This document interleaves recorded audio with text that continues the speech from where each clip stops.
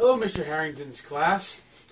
We are Theo, Eli, and Tyler. Hello. The idiot. We had the third article of the U.S. Constitution, which basically stated that Congress had the right to make 3 courts. Well, Congress had the right to make 2 courts, and then the Supreme Court would act independently. Yes. Yes, that's what it stated. Sorry, my mistake. I was wrong. Don't mind that.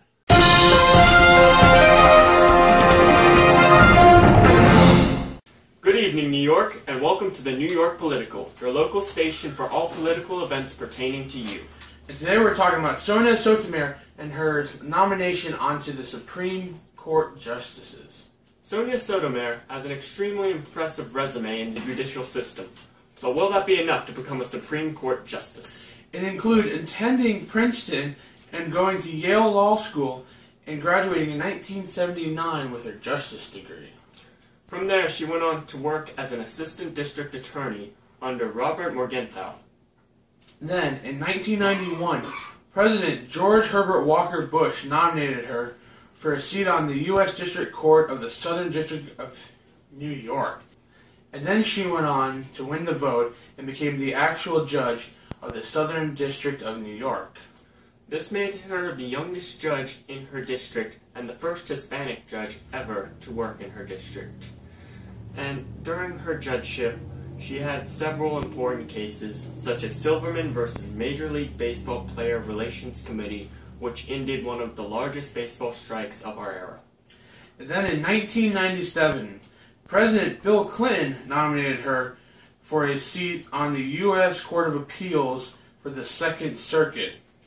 And while she was on the Court of Appeals, she had some major cases, which were the Papas versus the Giuliani and the District of Columbia versus Helen. And now she has been nominated by President Barack Obama to be one of the justices on the U.S. Supreme Court. We wish her the best of luck in becoming a Supreme Court justice. Well, that's all we have for you today, and we'll see y'all tomorrow. Freeze.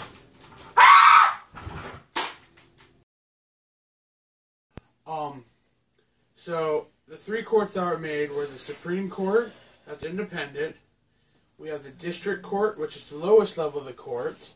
And then we have the Appellate Court, which is basically the Court of Appeals. And above them is the Supreme Court again, which is the highest ruling court of all. So let's talk about the District Court a little bit. Well, the District Court has to deal with federal cases. Not state cases, but federal cases. Like in the last little video clip you just saw, this boy right here coming in underage with a weapon and holding hostages are federal crimes. So, I didn't know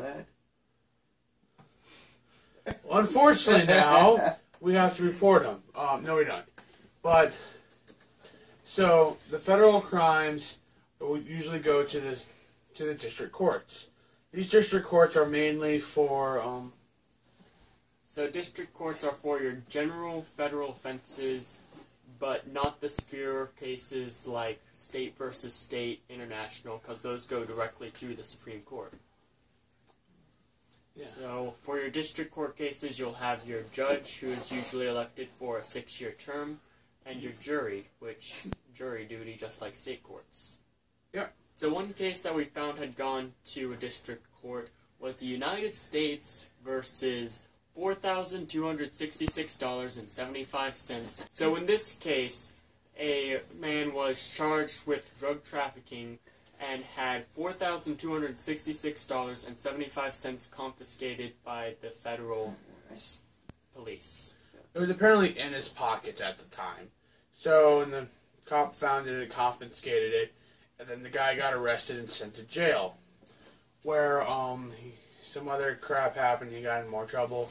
Well, and then he started suing the U.S. because he said he was not drug trafficking, he wanted his money back, and basically that's where this came from, was he wanted his money back because he claims he was not drug trafficking. Eli, you know how the case was resolved? I'm pretty sure he did not get his money back. Yeah, I'm pretty sure too. I think he went to jail. Do you think so? He went to jail before the case. Well, he's still in jail, probably. This was I don't back think he got out. Yeah, so this case was back in 2008.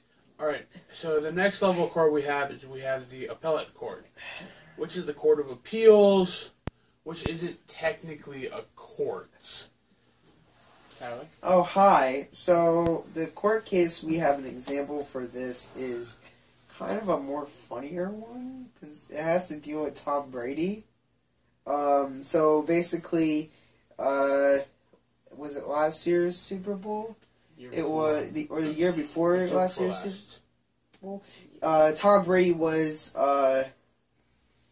accused of deflating his football before the actual game started. This was a deciding game to whether who goes to the Super Bowl. I believe it was the Patriots and Seahawks. So, he took this to court. The court overlooked it for, I think it was like a couple weeks, and then they denied his appeal. So then he had to be stuck with his original sentence by the NFL for his two-game suspension. Yes. Which they actually ended up winning, apparently. But basically the Court of Appeals isn't a court like we said before. It's just basically they take the district courts, what happened during the district court, they look over it, and they decide whether to appeal it or repeal it. So basically they can either change the sentence or they can just stick with it. Yep.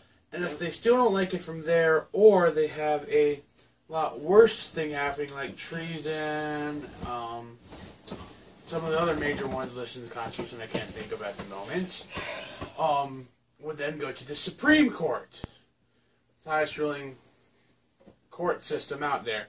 The Supreme Court has 9 justices, I think 8 at the moment due to one death and Congress not wanting to add another one because they don't want it to be democratic. So that's happening. But the Supreme Court handles all the big cases.